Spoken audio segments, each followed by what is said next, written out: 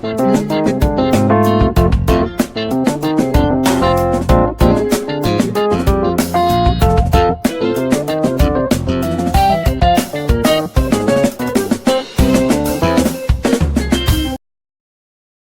everyone. You are welcome to Anchor Network, where you get reliable and authentic news that are so crucial to you.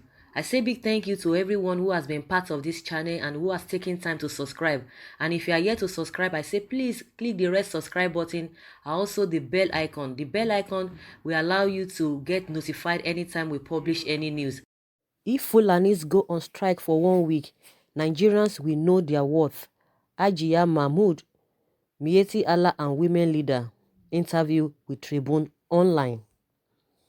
Ajiya Bahija Mahmood from Azare in Katangu local government area of Bauchi State is the national women leader of Mieti Allah Kota Hore, a Fulani sociocultural association. In this interview with newsmen in Bauchi, she spoke on a number of issues affecting the Fulani, the controversial Ruga settlement introduced by the federal government. Ishola Michael brings excerpts of the interview. In your opinion, what do you think is Fulani? What are they known for?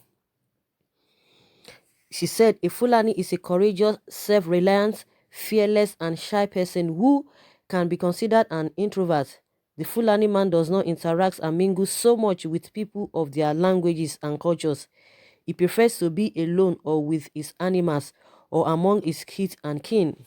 He feels intimidated with the presence of other people who he does not know around him.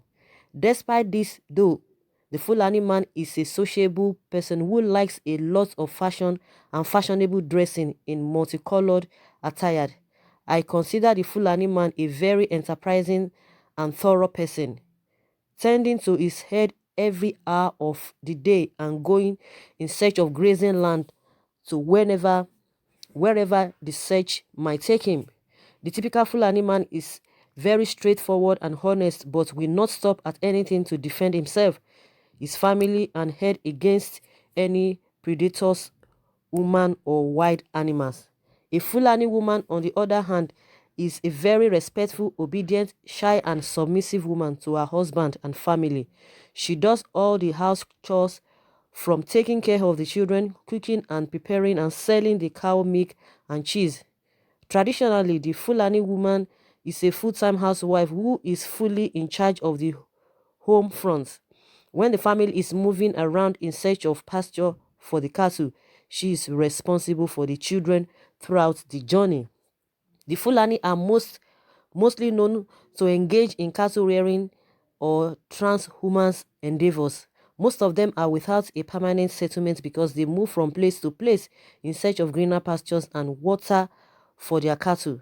In Nigeria, the Fulani move from the north to the south during the dry season month between February to March and back towards the north at the start of the rains. They depend on the cattle for their means of livelihood. As a people, what do the Fulani contribute to the economy of the country and its people? And she said, the Fulani contribute a lot to the economy of the country and its people. They provide the country with over 90% of its meat requirements. The cattle provide beef. They rear chickens, guinea fowls, goats, and sheep too. They contribute to the dairy, milk production, and supply of hides and skin of the country. High and skins of the country, which contributes to the GDP of the economy. The affordable meat and eggs consumed in Nigeria are largely as a result of the activities of the Fulani during the festives of Muslims and Christians, and almost anything in between. Cattle, sheep, and goats are used, which are readily available as a result of the transhuman activities of the Fulani. All the products of the activities of the Fulani contribute to the nutritional enhancement of the country with provision of protein in form of meat, eggs, and dairy. On the flip side, what benefits come to the Fulani from the government and people of Nigeria? She said, the Fulanis as a people gain next to nothing from the government of the country because they are mostly on the move. The Fulanis do not benefit from the provision of basic amenities such as schools, hospitals, and roads. They hardly know the importance of infrastructural items such as electricity, tap or borehole water, and bridges. In fact, the Fulani only buy into infrastructural and economic development programs that are targeted at some other population, but not those targeted specifically at them. Before a program is designed specifically targeting the Fulani, thousands have thousands may have been developed for the regular population. No one thinks about them and their welfare and those of their cattle, despite the huge direct and indirect contributions they make to the employment creation drive of the government. Groups such as butchers, traders in the cattle and other animals, traders in hides and skin, makers of leather shoes and bags, and yogurt producing companies all depend on the animal products of the Fulani. What the Fulani need is a kind of public and private partnership (PPP) arrangement with the government to boost the production of the animals and their products. For example, if the Fulani should decide not to bring their livestock to the market for 1 week, all Nigerians will then know and appreciate their contribution to the economy and the well-being of Nigerians. What kind of challenges would you say the Fulani women and children faces as cattle herders? She said the Fulani face a lot of challenges moving across the length and breadth of this country and even beyond with their cattle in search of greener pasture. It's not an easy feat as their health, safety and general well-being and that of their children and animals can all be compromised during such trips, especially with the current insecurity reigning in the country. The Fulani women and children are more vulnerable in every situation when their husbands and fathers embark on such trips in search of greener pastures in places thousands of kilometers away. They are equally vulnerable when the whole family moves on such trips as the women have to back their infant while older children are made to trek through treacherous terrains on foot open to the elements. Their children do not attend schools. Their women do not enjoy their matrimonial homes. They don't enjoy any form of care, yet they constitute the larger percentage of the ethnicities of the northern part of the country. They have no access to all social amenities and yet they provide most of the proteins Nigerians depend on. When we talk of such Fulanis, we are referring to the nomadic amongst them. Why some have excelled to become professionals, top government officials, marketers, teachers, the armed forces, and in other fields of endeavor. Yet, that does not change anything for the nomadic Fulani. They still suffer in silence. The hatred, brutality, marginalized, lack sympathizers, voiceless, misrepresented, misunderstood, and misguided by many different ethnic groups in the country that they want to take advantage of them.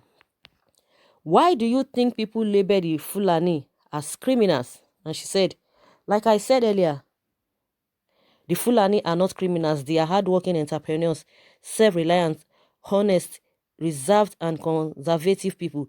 They are law-abiding, pay tax as and when due, and do not have access to basic amenities the rest of the Nigerians enjoy.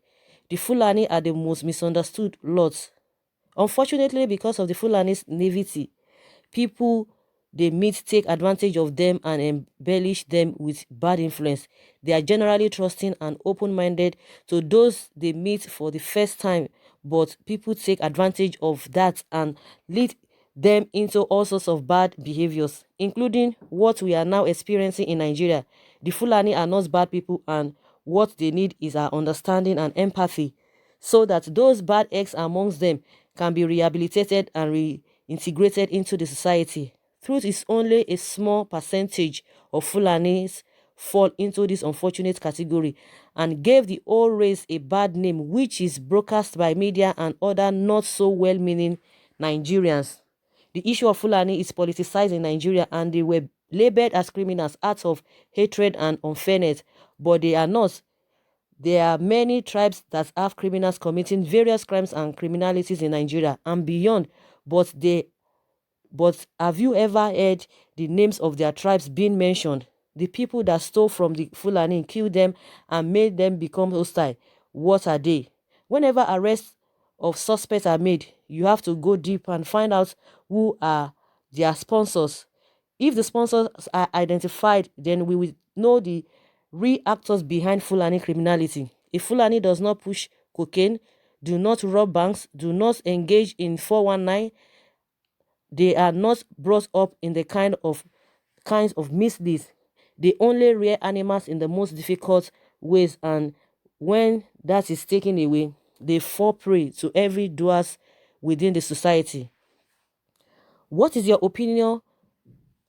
What, in your opinion, is the Ruga to Ruga project? Can you provide some advice on the schemes? Wow. Wow. And she said, the Ruga to Ruga project is a national program meant to benefit the Fulani, the North, and Nigeria at large. The Fulani may be the direct beneficiaries of the program, but Nigerians will also benefit indirectly, especially those in the animal marketing and supply chain sector, the consumers, the butchers, etc.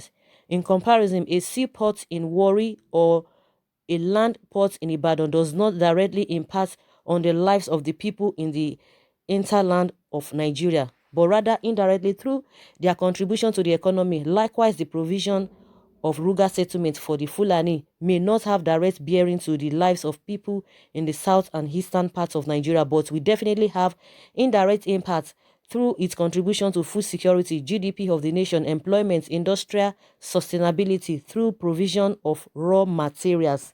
What advice do you have for the government and people of Nigeria on peaceful coexistence, especially as it affects the Fulanis? And she said, Nigerians should learn to tolerate one another, and they should be patient and avoid doing anything that will breed hatred, disaffection, and disunity. We have to understand government is for all Nigerians.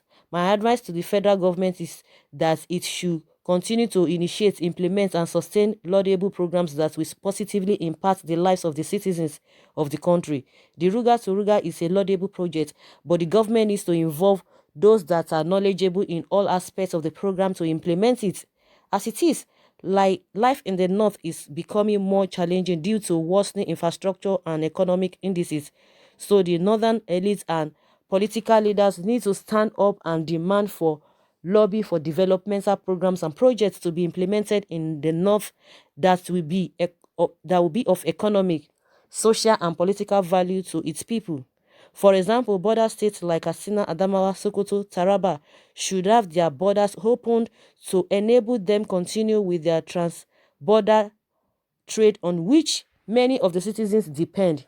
Therefore, government should remain focused in moving Nigeria forward at any cost.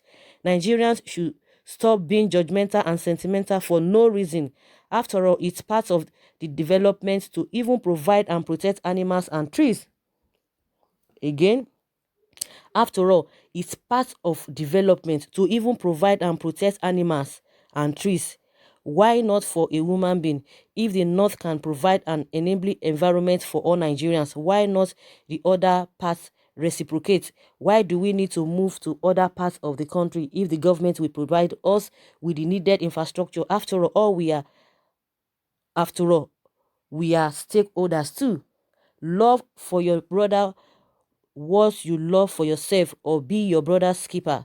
We have decided not to suffer in silence. We will sensitize Nigerians and the world over of the reality.